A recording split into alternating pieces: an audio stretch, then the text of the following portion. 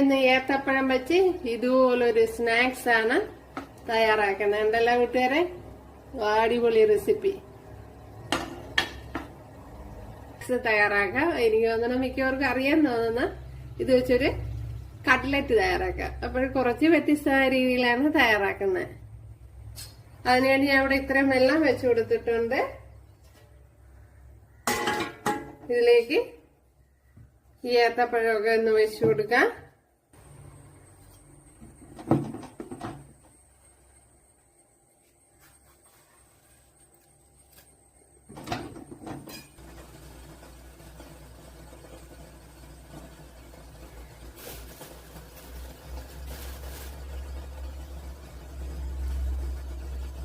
ഇതിപ്പം ചൂടുണ്ട്. ചൂടോടുകൂടി തന്നെ ചട്ടിയിലോട്ട് മാറ്റിയിട്ടുണ്ട്.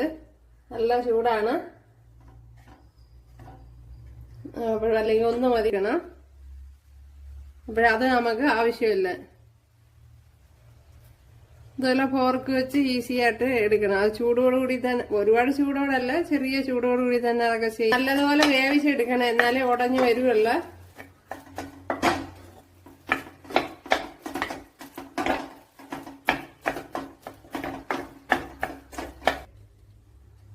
ബ്രെഡ് ക്രംസ് കൂടെ ചേർത്തോളൂ. ഞാൻ ഇവിടെ കുറെ പൊടിച്ചെടുത്തിട്ടുണ്ട്. അതും കൂടെ ചേർത്ത് കൊടുക്കാം. ഇനി മധുരത്തിന് ആവശ്യമായ ഷുഗർ ചേർത്ത് കൊടുക്കണം. അതിനെ ഒന്ന് പൊടിച്ചെടുക്കണം.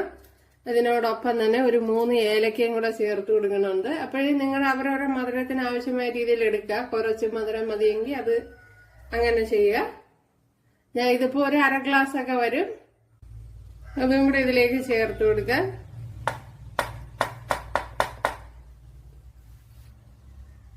ഇതിലേക്ക് കുറച്ച് നെയ്യ് ചേർത്ത് കൊടുക്കാം.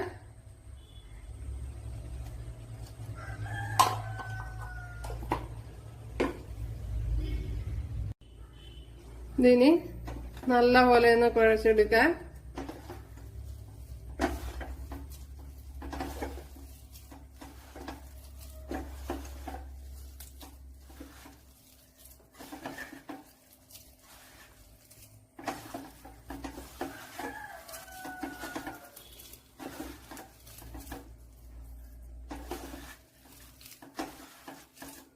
പിന്നെ നിങ്ങൾക്കാണെങ്കിൽ നട്ട്സ് വേണമെങ്കിൽ ചേർത്ത് കൊടുക്കാം.